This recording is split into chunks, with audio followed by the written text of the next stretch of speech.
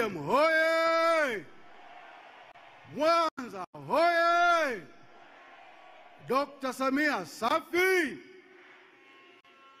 Mheshimiwa mgombea wetu na mwenyekiti wa Chama cha Mapinduzi Taifa, viongozi wote waliopo meza kuu, itifaki imezingatiwa. Ndugu zangu, mimi nilibahatika nikapata heshima kubwa kuwa mbunge wa hapa Mwanza, jimbo la Nyamagana.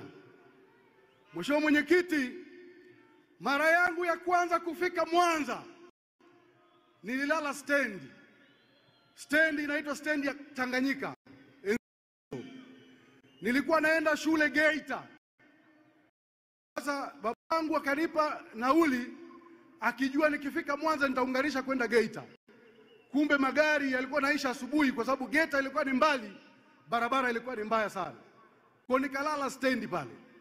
Lakini miaka michache baadaye, kijana aliyelala stendi nikapewa uji na wakina mama kwa msaada. Nikaja nikawa mbunge wa jimbo la Nyamagana. Ninachotaka kusema ni kwamba sisi sote tuna bahati ya kuzaliwa katika nchi ambayo ina fursa sawa kwa vijana na watoto wote wa Kitanzania. Tumebahatika kuzaliwa katika nchi ambayo mtoto yoyote wa Kitanzania ana uwezo wa kupigania ndoto yake pasipo kujali alizaliwa katika familia ya aina gani. Na hiyo hapa ukifanya sensa, viongozi wengi hata waliopo hapa meza kuu ni watu ambao historia yao inafanana na historia yangu. CCM hoye!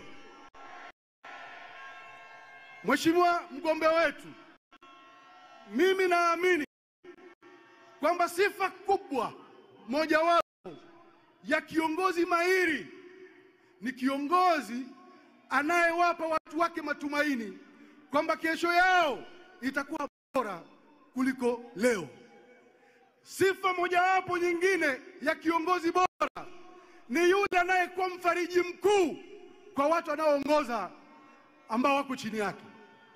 Anayekuwa mfariji mkuu hata kwa wale watu ambao anapingana nao, wale ambao hakubaliani nao, lakini yuko tayari kuwasikiliza. Nikiwa hapa CCM Kirumba, najua sizungumzi na watu wa CCM peke yao walioko humu. Wapo wa Tanzania wenye dini tofauti, makabila tofauti, itikadi tofauti ya vyama vya siasa wanatusikiliza kutoka hapa CCM Kirumba. Kwa sababu leo ni siku kubwa, tunahitimisha kampeni ya nchi nzima zilizodumu kwa siku 60. Mheshimiwa mgombea wetu, wewe kwa nini nasema umekuwa mfariji mkuu?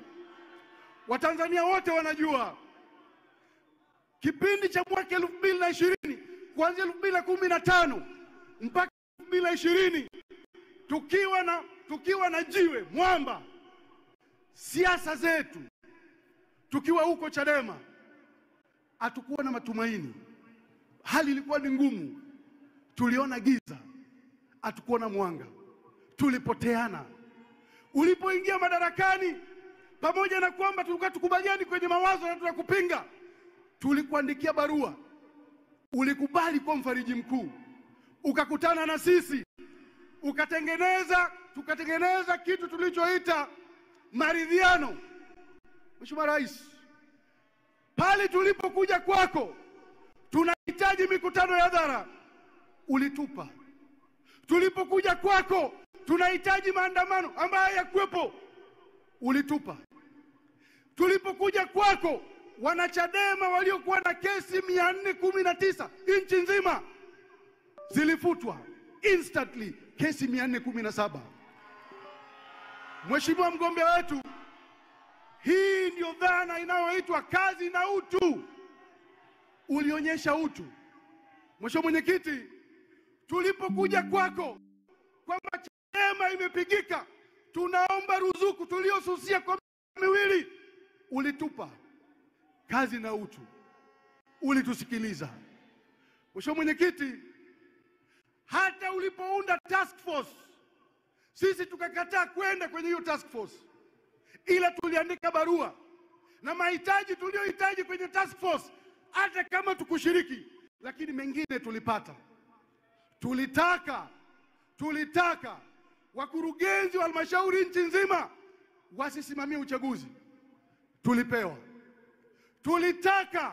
Tulitaka asipite mtu bila kupingwa, hata kiwa mgombea peke yake, tulipewa. Tulitaka rais wa nchi peke yake asiteue wale wajumbe wa tume. Iliundwa tume ya usaili inayomsaidia rais, tulipewa. Mheshimiwa Mwenyekiti, hii ndio dhana ya kazi na utu. Tulipokuwa Chadema, siku ya wanawake duniani, wanawake wa CCM UWT walikuwa na function yao. Uliacha kwenda ukaja Moshi kushirikiana na BAWACHA ya Chadema. Hii ndio dhana ya kazi na utu.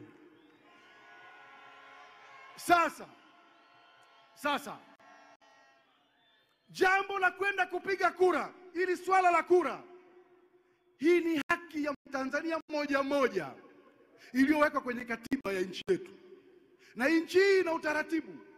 Swala la kwenda kupiga kura sio swala la vyama vya siasa, ni swala la Mtanzania mmoja mmoja. Hii ni haki yako personally. Kwa wema huu, mimi nimekuwa Chadema very high ranking member, kamati kuu kwa miaka 15. Najua ninachosema. Wanachadema wale wenzangu wa zamani mnaonisikia kwenye kila pembe ya nchi hii, swala la kupiga kura sio swala la kuwa control na chama cha siasa. Hii ni haki yako ya msingi iliyopo kwenye katiba ya nchi yetu. Nenda